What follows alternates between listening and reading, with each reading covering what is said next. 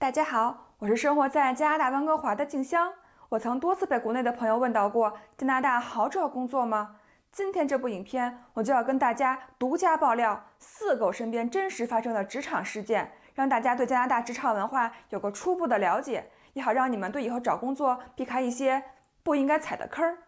观看10分钟，省时2、3年，一定要看完哦。先给你们分享一个我猎头朋友告诉我的一个真实故事。加拿大人喜欢买别墅，你们知道吧？买了别墅就多了2件专属家务活：夏天剪草，冬天铲雪。加拿大人一般都亲力亲为，但是那些懒的就只能雇人去做这些事儿了。所以这边剪草工、园艺师、铲雪公司层出不穷，竞争也特别激烈。猎头朋友说的事儿是这样的：有个年轻人是剪草工，一天打电话给一位太太说：“太太，您需不需要割草工啊？”太太回答：“不需要了，我已经有割草工了。”年轻人接着说：“我可以做到一些他做不到的事情，比如说我会帮您拔除花丛外的杂草。”这位太太说：“这件事儿我的割草工已经做过了。”年轻人继续说：“我还会替您把花园走道两边的草割好。”这位太太说：“这件事儿我的割草工也做过了。”年轻人说：“那么您的割草工没有做过的，还有什么需要我做的吗？”这位太太说：“谢谢，不需要了，我的割草工都做了。我暂时不需要新的割草工。”这个年轻人挂了电话后，他的朋友说：“你不就是他的割草工吗？为什么你要打电话问这些问题呢？”年轻人说：“我只是想知道我还有哪里没有做好。”这件事我听了感触挺大的，原来加拿大人办事儿也这么拼啊！其实这个年轻人体现的是一种敬业精神，通过打电话给自己的太太上司来检验自己工作是否合格。一个人的工作能力强，也是敬业的体现。业专于精，精于勤，对自己的专业的磨练和技能的提升，都是你敬业的体现。在加拿大，如果你在西人公司工作还好，如果你在华人公司工作，要知道这边的华人圈子是很小的。如果你是一个不敬业的人，现在信息这么发达，你是一个什么样的人，慢慢就会成为人尽皆知的秘密了。华人都喜欢用微信，对吧？我相信这边的华人微信里没有10个微信群，也有5个群了，什么生活群、妈妈群、抗疫群、招聘群、法律群、时事群，真是包罗万象，应有尽有啊！这边人都比较寂寞呗。所以啊，如果你很敬业，那就请建立起一个个人的口碑，这个口碑就是你的招牌，即使没见过你的人也会知道。而且这边很多生意都可能是华人朋友互相推荐的哦。再说一个我这边非常好的朋友的奋斗史。我的这位好朋友呢，因为英语不好，所以刚移民温哥华那会儿，就在一个华人区的手机门店上班。上了1年后，觉得没有什么发展，就开始自学汽车保险经纪1级。他跟我说了，这边谁都要买车，所以不愁没客户群。在这里我要讲一下，的确在加拿大每家每户都得有一辆车。为什么呢？因为公共交通不如国内发达呗。北京地铁都10几条线了，现在温哥华也就3条线，而且公交车到了晚上和周末很多都是半小时一班。这天气好的时候没什么事儿，要是赶上个下雨下雪，等个半小时，一般人是真吃不消啊。所以我朋友选择这个行当也是正确的。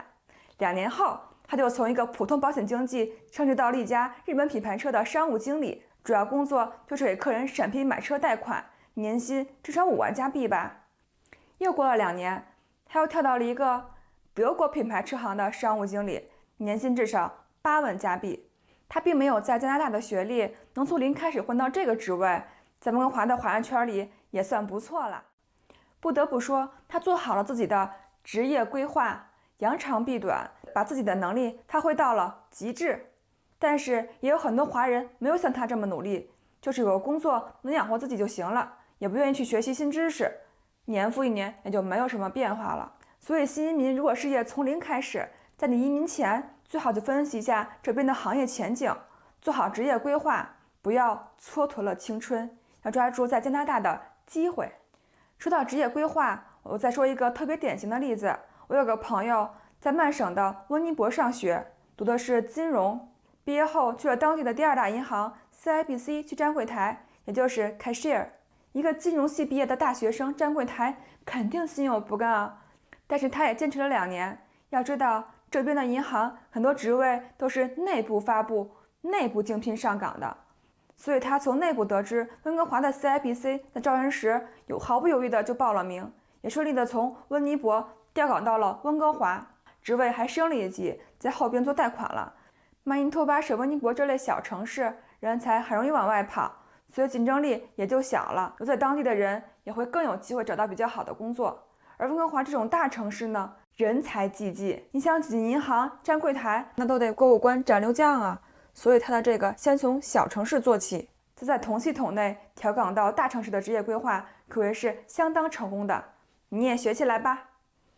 再谈谈职场文化，在加拿大找工作，简历上是不需要放照片的哦，也不需要提国籍、年龄、身高和种族的，这是为了防止 HR 歧视。虽然其实从名字、学习经历和工作经历基本能猜出这些信息， HR 那可精了啊！国内不都说了，人事部的不是人吗？其实我也做过 HR 的。大家总是认为国内的人际关系比较复杂，话是这么说，但其实人心都是复杂的。我就有个心直口快的北方朋友，刚移民温哥华，在一家新人公司上班，认为跟新人一起工作态度要明确，说话要直接，而且他本身就是一个性格非常强势的人。但很不幸，他的新人上司性格也非常强势。有一次在开会时，他负责一个项目，但是在确定标准的时候，上司坚持使用旧的标准。他忽然激动起来，说：“我计算过了，新的标准更适合这个案子。”上司的脸色有点不好看，说：“这件事我们已经讨论过了，结论是继续沿用旧标准。如果你有想不明白的，会议结束后再单独来找我好了。”我朋友说：“为什么？因为你是上司。我处理过好几次类似的案例，这件事我比你更专业。”最后两个人竟然吵起来了，最后上司气得拂袖而去。我朋友非常委屈，但也没有办法，只得使用旧的算法和标准。几个月后，这个项目完成了，他忽然发现上司的做法才是正确的，只有项目完成了，上司采取的标准的优势才能体现出来。这件事之后，他也特别后悔，怕被上司给开了。不过好在他后来工作比较积极，上司也就没有再说什么了。从这个例子我们能看出什么？我感觉他的英语水平还是挺强的啊，要不怎么能跟新人上司用英语吵架呢？要知道，能和新人不带脏字的吵架，还得跟得上人家的语速，那可真不是一个英语水平一般的人能做得到的啊！哎呦，扯远了。这个例子我是要说，无论你是在中国还是加拿大，你都要去了解你的上司这个人的脾性。比如，你的上司喜欢什么样的沟通方式，倾向于什么样的沟通频率，喜欢什么时间沟通。这边的职场也没你想象的那么简单，学会如何适应上司，哪都行得通。我再谈一下华人在加拿大找工作的优势。显而易见，首先就是我们会说英语和中文两种语言。在这边，很多服务机构，比如银行、理财、电话客服，在华人多的区，门店肯定会配有会说普通话、粤语的华人工作人员。电话客服也会有英语频道和中文频道，这样便会吸引很多华人客户。因为咱们有些华人的财力真是，你懂的，大金主啊，那得会说中文啊。得会抱大腿啊！还有就是华人工作努力啊，这也是一个优势啊。在圣诞节12月25号这天，基本所有西人超市都会全天关门，唯有我们的大统华还在营业啊。你说是不是很可敬？什么叫服务？这才是客户至上的忘我精神啊！总结一句，在温哥华、多伦多这样的大都市，基本你不会英语，除了工作差点，生活上基本没有什么困难了。但是小城市，我在这个视频里也提到过，不会英语的话，你什么都干不了。然后就是无论在何地，我们都要把努力奋斗的精神体现出来啊。但是啊，你别忘了多陪陪家人啊。你说你想在新人公司工作，那你英语水平和工作能力得齐头并进啊。但是工作归工作，如果说你想打入当地人的生活圈子，那就没有那么容易了。中国南北文化差异还大呢。比如你英语说个郭德纲的相声，哪怕你翻译的再好，你指望着西人会笑吗？包袱都抖出10万8千里了，他们也不明白啊。不过呢，咱们也没有必要非打入西人的圈子，不是吗？华人之间周末互相串个门，搞搞 potluck， 也就是每人带一个菜去朋友家聚餐，或者一起开车去海边烤个 barbecue， 那也挺开心，也挺滋润的啊。干嘛非得带个西人才显得高端大气上档次呢？好啦，咱们今天就侃到这儿吧。如果你想了解加拿大更多真实资讯，就请帮我点个赞、订阅我，并开启通知小铃铛吧。我们下期见啦！